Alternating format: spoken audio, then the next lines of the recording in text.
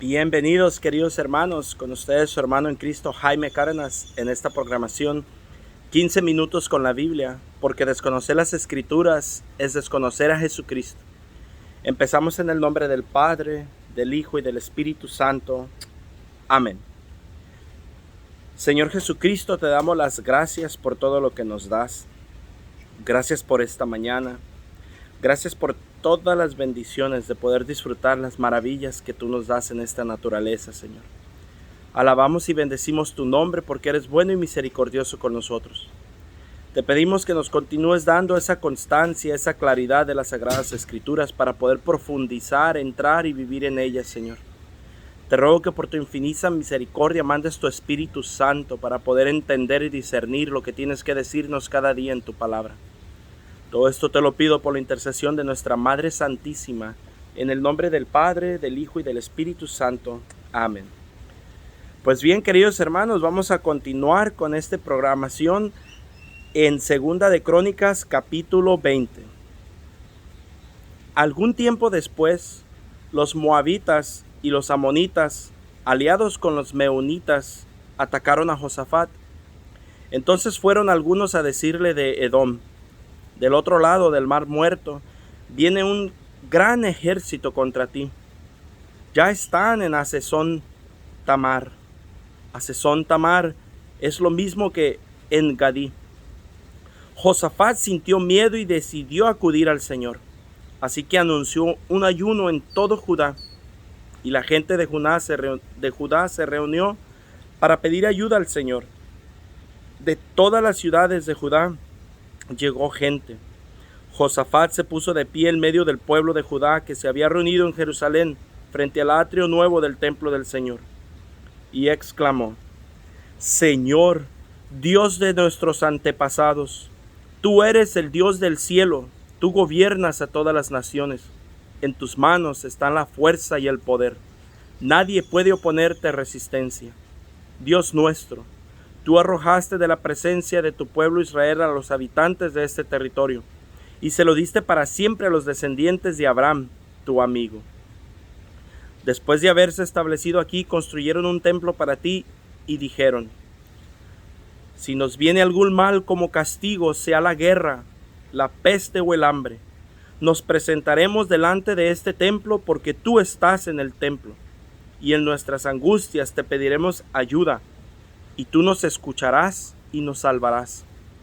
Pues ahora, aquí están los amonitas, los moabitas y los de la montaña de Seir, en cuyos territorios no quisiste que entraran los israelitas cuando venían de Egipto, sino que se apartaron de ellos y no los destruyeron. En pago de eso, ahora nos atacan para arrojarnos de tu presencia, la tierra que tú nos diste como propiedad. Dios nuestro, ¿no vas a castigarlos? Pues nosotros no tenemos fuerza suficiente para hacerle frente a ese gran ejército que nos ataca. No sabemos qué hacer. Por eso tenemos los ojos puestos en ti. Todo Judá estaba de pie delante del Señor, incluyendo sus mujeres y sus hijos, aún los niños más pequeños. Y estando todo el pueblo reunido, Jaasiel, hijo de Zacarías y nieto de Benaías, el cual era hijo de Jehiel y nieto de Matanías, un levita descendiente de Asaf, quedó poseído por el Espíritu del Señor y dijo: pongan atención, habitantes de Judá y de Jerusalén, y tú, rey de Josafat, el Señor les dice: no tengan miedo ni se asusten ante ese gran ejército, porque esta guerra no es de ustedes sino de Dios. Bajen mañana a atacarlos. Vienen subiendo a la cuesta de Cis, y ustedes los encontrarán en el extremo del arroyo que está frente al desierto de Jeruel. No son ustedes los que van a pelear esta batalla. Tomen posiciones, esténse quietos y verán cómo el Señor los librará. Habitantes de Jerusalén y de todo Judá, no tengan miedo ni se asusten. Marchen mañana contra ellos, porque el Señor está con ustedes. Entonces Josafat se arrodilló y se inclinó hasta tocar el suelo con la frente, y los habitantes de Judá y Jerusalén se postraron ante el Señor para adorarlo. Y los levitas, descendientes de Kehat, y los descendientes de Coré, empezaron a alabar en una voz muy alta: Señor Dios de Israel. A la mañana siguiente se levantaron temprano para ponerse en camino hacia el desierto de Tecoa. Y en el momento de salir, Josafat se puso de pie para decirles: Escúchenme, habitantes de Jerusalén y de Judá. Confíen en el Señor su Dios y se sentirán seguros. Confíen en sus profetas y todo les saldrá bien. Y después de consultar con el pueblo, nombró algunos cantores para que, vestidos con ropas sagradas y marchando al frente de las tropas, alabaran al Señor con el himno: Den gracias al Señor, porque su amor es eterno. Luego, en el momento en que empezaron a cantar con alegría himnos de alabanza, el Señor creó confusión entre los amonitas, los moabitas y los de la montaña de Seir, que venían a atacar a Judá, y fueron derrotados.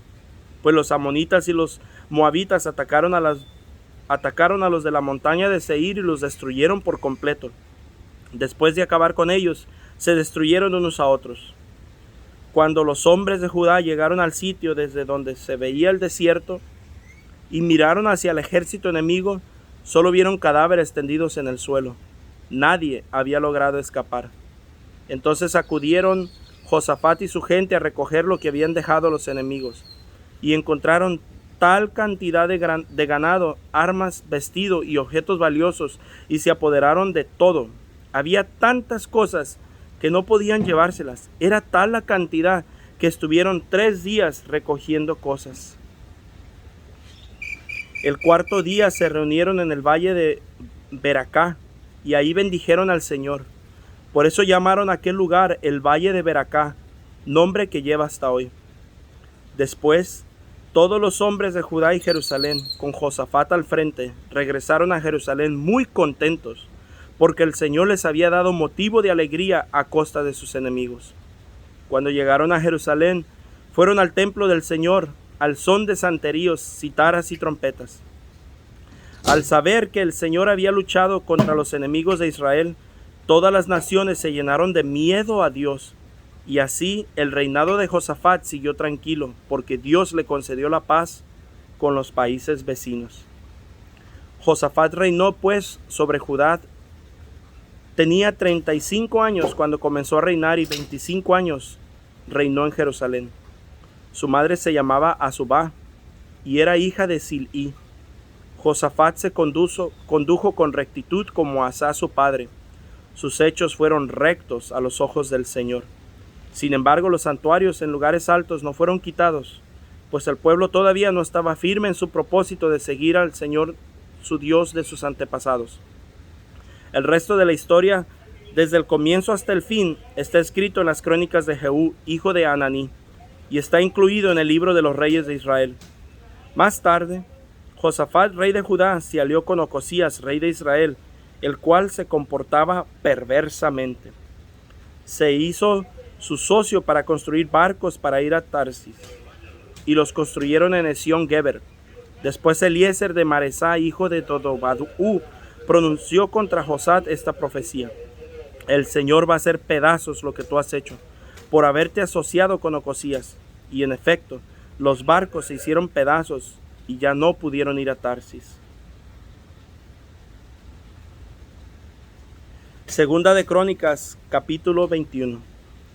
Josafat murió y fue enterrado en la ciudad de David, su antepasado. Después reinó en su lugar su hijo Joram.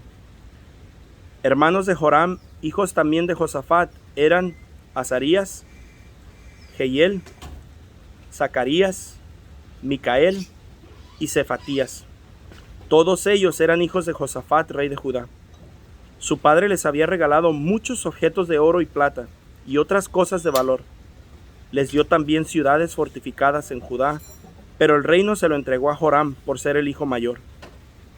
Pero Joram, una vez que se aseguró en el trono de su padre, pasó a cuchillo a todos sus hermanos y también a algunos jefes de Israel. Tenía 32 años cuando comenzó a reinar y reinó en Jerusalén 8 años. Pero siguió los pasos de los reyes de Israel y de la descendencia de Ab, pues sus mujeres eran de la descendencia de Ab. Así que sus hechos fueron malos a los ojos del Señor. Pero el Señor no quiso destruir la dinastía de David por la alianza que había hecho con David, a quien prometió lo mismo que a sus hijos, que siempre tendrían una lámpara encendida. Durante el reinado de Joram, Edom se rebeló contra el dominio de Judá y nombró su propio rey. Entonces Joram se dirigió con sus capitanes y con todos los carros de combate, y durante la noche se levantaron él y los capitanes de los carros de combate y atacaron a los edomitas que los habían rodeado. Pero Edom logró hacerse independiente de Judá hasta el presente. También en aquel tiempo se hizo independiente la ciudad de Libná, porque Joram había abandonado al Señor Dios de sus antepasados. Además construyó santuarios paganos en los montes de Judá, y fue el causante de que los habitantes de Jerusalén fueran infieles al Señor, e hizo que Judá se extraviara. Pero entonces Joram recibió una carta del profeta Elías que decía: el Señor Dios de David, tu antepasado, te dice: no has seguido el ejemplo de Josafat tu padre, ni el de Asa, rey de Judá, sino los ejemplos de los reyes de Israel, y has sido el causante de que Judá y los habitantes de Jerusalén fueran infieles al Señor, como lo fue la familia de Ahab. Además, has matado a tus hermanos, que eran mejores que tú. Por eso, el Señor va a hacer caer sobre tus pueblos, tus hijos, tus mujeres y todas tus posesiones una gran calamidad.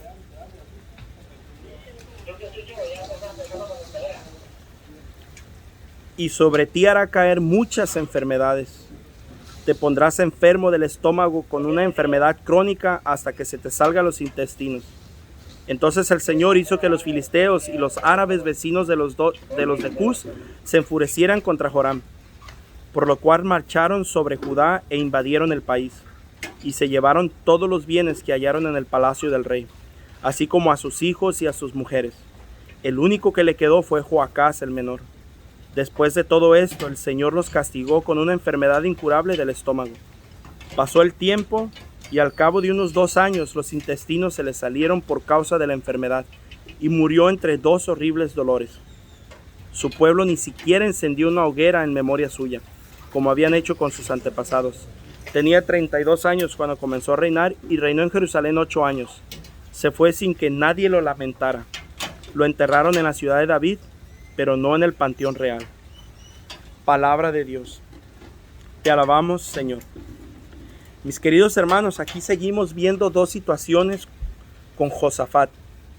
El primero es que cuando se encuentra frente a sus enemigos, cuando se encuentra frente a una batalla, por decirlo así, ya perdida, no le queda más que confiar en Dios. Cuando una persona confía en Dios, no hay nada que lo destruya. Y podemos ver que él habla a un profeta para que le diga la voluntad de Dios. Y aquí podemos ver una diferencia entre nosotros los católicos, un error grave que cometemos hasta el día de hoy. Hay católicos que no saben que invocar espíritus, hacer limpias, el tarot, los horóscopos, el yoga, todo eso está en contra de la doctrina católica. Hay personas que acuden a los brujos a que les hagan limpias o les digan el futuro. La diferencia de nosotros los católicos es que no vamos a esas, perdonen que lo diga, esas idioteces que pierden su confianza en Dios y se apoyan en gente pagana, gente que solo les quita el dinero. La diferencia entre un profeta de Dios y un profeta del mundo es que la mayoría de las veces los profetas del mundo siempre te van a pedir algo a cambio. Siempre te van a dar lo que tú quieres escuchar. Siempre te van a dar por tu lado. El profeta de Dios habla con la voz de Dios y solo por Dios, así no sea lo que me gusta escuchar. E incluso dentro de la iglesia vemos gente que está sirviendo y sin embargo van y se meten a esas porquerías. El que confía en Dios no necesita de esas cosas. ¿Cuánto católico sin darse cuenta se están metiendo al satanismo de la muerte o la niña blanca que le llaman? Dice la palabra de Dios que el último enemigo sometido será la muerte. Por lo tanto, bíblicamente, doctrinalmente, la muerte es enemiga del cristianismo. Y sin embargo, cuánto mexicano, especialmente en nuestro país, tristemente vemos gente adorando a la muerte, que viene siendo Satanás en persona. Porque dejamos de confiar en el Dios vivo y verdadero. Tenemos la Santa Eucaristía para no solo adorar y venerar a Dios, sino para comerlo, tenerlo en mi cuerpo y en mi ser. Y sin embargo vamos y adoramos entidades satánicas. Y veamos lo que le pasa a su hijo. El primer fruto de ese mal de Josafat es que su hijo no sigue su ejemplo y empieza a obrar mal. Mata a sus propios hermanos para asegurar su reino. Pero ¿qué sucede al final de sus días? Al final de sus días su muerte fue tan dolorosa y fue tan solitario por su maldad que nadie lo extrañó. Y hermanos, yo quisiera mandar este mensaje fuerte por lo que estamos leyendo el día de hoy. Cuánto católico vive toda su vida y cuando muere, nadie lo sintió. Porque no fue capaz de hacer nada para vivir su fe. Solo vivió cosas superficiales y no los podemos juzgar. Sino lo que yo estoy haciendo aquí es una invitación a que nosotros los católicos nos despertemos, que vivamos nuestra fe y la entendamos. En eso tenemos que aprender mucho de nuestros hermanos no católicos. Ellos no tienen la riqueza y la plenitud de fe que nosotros tenemos. Pero lo poco que tienen, que solo tienen una cosa, es la Biblia, que muy bien está. Y la disfrutan y la gozan y la profundizan. Pero nosotros los católicos tenemos los sacramentos, tenemos la tradición, tenemos la jerarquía, tenemos la Biblia, tenemos la Eucaristía, la confesión y no lo sabemos disfrutar. Ellos solo tienen la Biblia y se gozan en ella, cosa que tenemos que aprender nosotros los católicos. Por eso los invito a meditar. ¿Cómo está mi vida espiritual? Yo no los invito a que condenemos a nadie, yo no invito o no quiero que hacer sentir mal a nadie.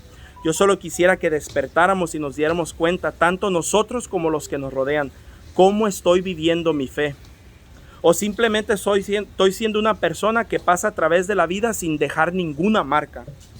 ¿Qué estoy haciendo yo para el reino de los cielos? Miren, lo he dicho antes y lo vuelvo a repetir por esta lectura. Si yo no soy capaz de enviar gente al cielo primero que yo y después de que yo vaya con todo lo que yo logre hacer en mi vida, yo no puedo esperar el cielo.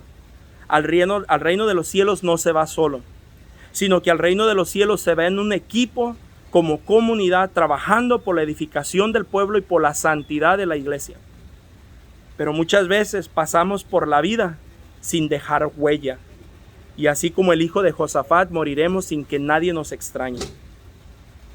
Pero sobre todo, lo más duro de esto, que moriremos sin estar en el libro de la vida. Porque es algo de lo que ya no se habla. Ya nadie quiere hablar del infierno. Pero el infierno es una realidad. Y al final de nuestros días tenemos dos destinos. O Dios o el infierno. No hay nada en medio. Solamente esos dos destinos. Así que yo les invito a que reflexionemos cómo es nuestra vida. Y si no me he confesado, es un buen tiempo para confesar. Es un buen tiempo para empezar. Dios los bendiga, mis queridos hermanos, y tengan un bendecido día. La paz del Señor.